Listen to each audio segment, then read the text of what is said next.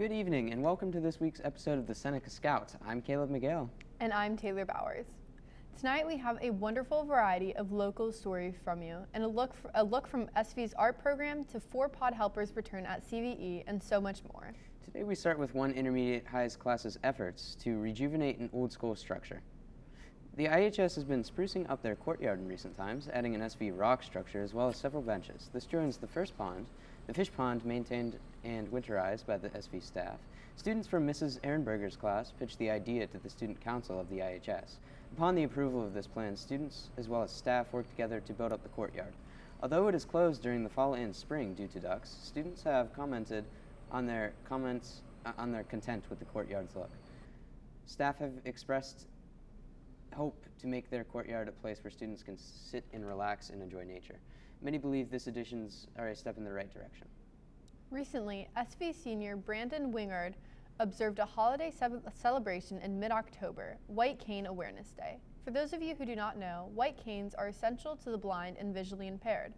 They work as a nearly and almost extension to a visually impaired person's hands and arms, relying upon feeling and hearing rather than sight.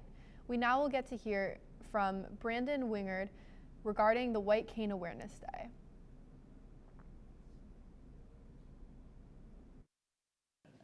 So that to recognize that,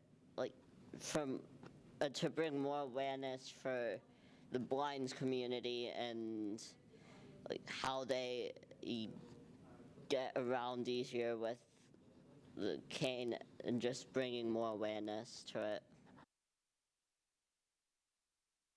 And how can people be more aware of the blind community and help them? Probably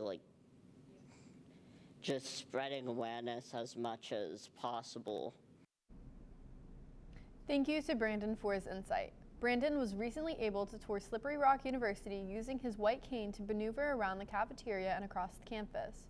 While might not be every day, though an average person, awareness for this visually impaired is extremely important.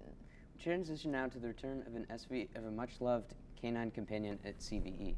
Conoconesing Valley Elementary School is happy to welcome back a new friend this school year. Zach, the English Lab service dog, who originally made weekly visits to CVE last year, had returned to the school recently to brighten the days of both students and staff. Students and staff can visit Zach in 10 to 15 increments in mornings to give him treats, brush him, read to him, or even give him cuddles. CVE staff have noticed that Zach's calm and loving nature have given students an excellent social, emotional outlet during the day. Mr. and Mrs. Zauza, who are CVE parents of Zach's owners, have graciously offered Zach service for another year. CVE school counselor Mrs. Christina Camarasi added, quote, Zach has brought more love to our building, and the experience has been a win-win. He has provided the students with another avenue of strength and comfort. And from one student resource to another, we present a special story on Seneca Valley's No Cost to Shop. Let's hear from the Seneca Scout's own Alex Palmieri for more details.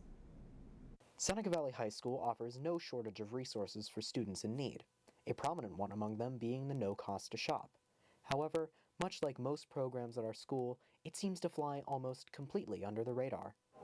Have you heard of the No Cost to Shop? Yeah, I've heard of the No Cost to Shop. I think so. Yeah, I've heard of it. I have heard of it, yes. I have heard of the No Cost to Shop. Yes, I know it's on the 3rd floor of the SHS. And do you know what it does? Not really. I'm not really sure what it does. I'm pretty sure that they give clothes to people who can't afford them, but I'm not entirely sure. I have absolutely no idea, no.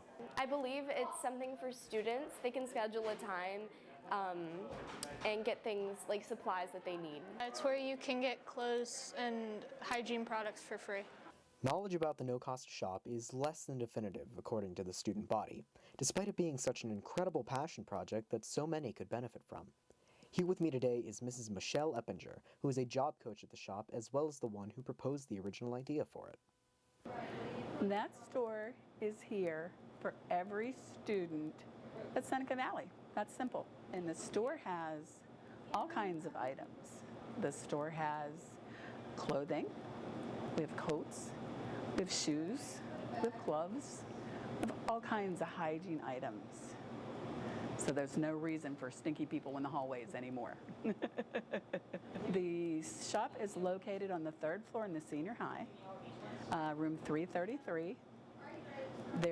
We have an open time Monday, Wednesday, and Friday right now from 7:30 to 8 before school starts. And then we also have signs all over the school, in the restrooms, on the back of the doors, where there's a QR code that the student can scan the QR code and make an appointment to do a private shopping experience. The shop also offers guided help to students in picking out what they need, whether that be outfits for certain events, like school dances or job interviews, or just everyday necessities. And as for donations, we accept new or very gently used items. Okay, we don't want things that, I can't say jeans with holes because that's in fashion now. We have a donation bin out front in the captured entrance in the senior high. We have a table out there. We have a bin for hygiene. And we also have a bin for clothing items and shoes and things like that, so students can drop items off there. larger sized clothing items and hygiene products are always in high demand and accepted by the shop, but any and all donations are extremely generous. For Mrs. Eppinger and so many more, the No Costa Shop is and always has been a work of passion by teachers who wish to see their students' needs covered for. We've helped a lot of students. We've given out over 400 products now since just the beginning of the school year. And that's hygiene, clothing, shoes, coats, backpacks, makeup, you name it.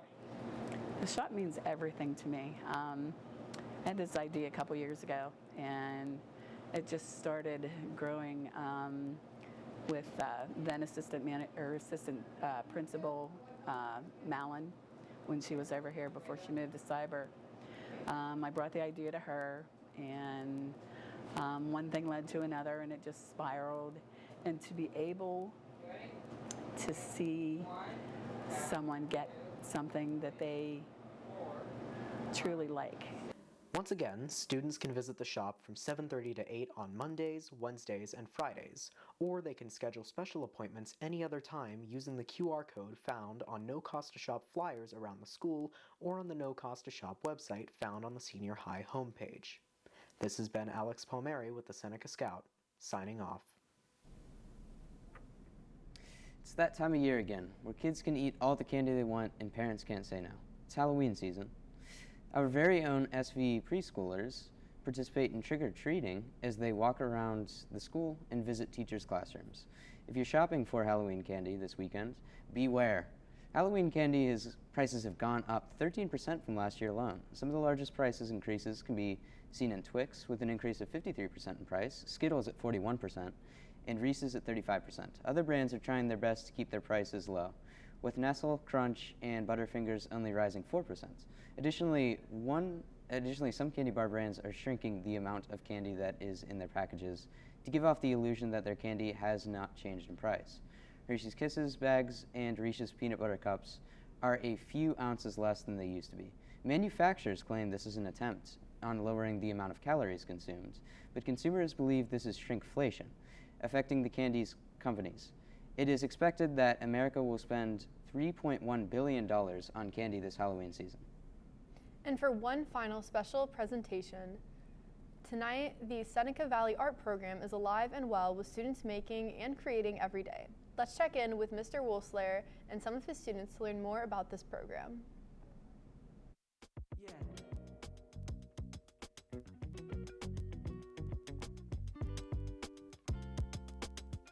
I teach a variety of art classes at the senior high, drawing, painting, advanced experience, drawing and painting, art history, and senior career art.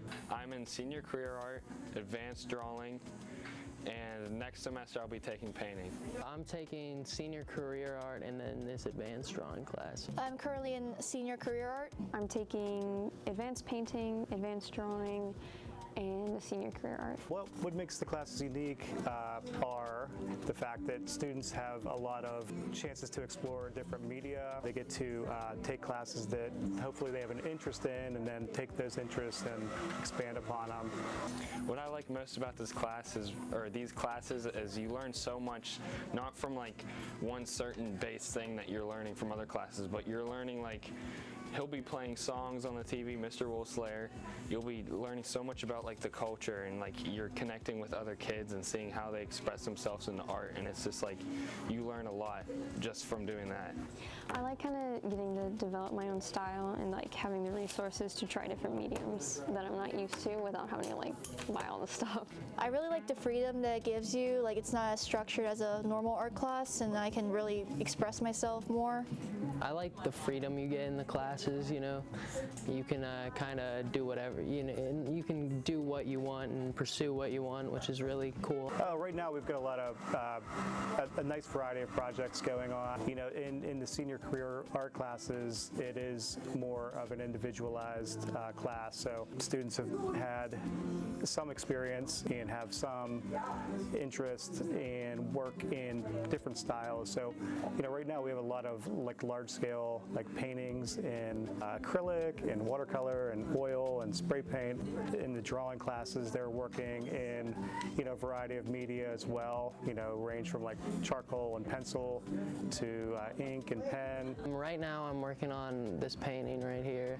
It's a space painting. I'm also doing some ink work, some like India ink illustrations, just kind of messing around with that, so that's pretty fun. I'm drawing a little guy right now. He's kind of dismembered, hanging around like a mobile. I'm currently working on this linoleum print. So I'm working on, carved out a linoleum block and inked it, and then now I'm painting it in to make a poster. I have a wood burning project I'm gonna do. It's kind of like silhouette type thing. Right now I'm working on a 2-page sketch because I'm late, but this is what I'm working on right now. I hope that everyone gets something different out of it. You know, some students may take an art class as a way to decompress, or as a way to almost have an art therapy where they like doing it, and they may not pursue it as a career, while others may be, you know, more passionate in pursuing art as a career and art and design, and they may use the classes to build their portfolio, to apply to colleges, and, you know, it can be a lot of different things. Well, that's all we have for you this week. Thank you so much for tuning in, and we hope to see you next week for that show. Have a great day and week. Say bye. Bye.